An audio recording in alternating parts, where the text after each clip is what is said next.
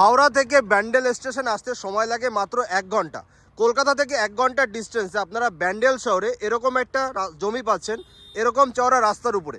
এখান থেকে ব্যান্ডেল স্টেশনের ডিস্টেন্স হচ্ছে মোটামুটি 3 কিলোমিটার।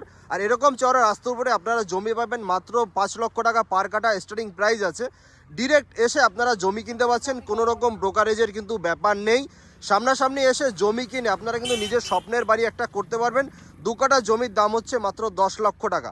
10 লক্ষ টাকা এরকম ফ্রেশ জমি কিন্তু আপনারা পাচ্ছেন। মিডিল পজিশন থেকে একটা রাস্তা কিন্তু বেরোবে, যেটা 12 ফুটের রাস্তা হবে। এখানে টোটাল জমি হচ্ছে 60 কাঠা।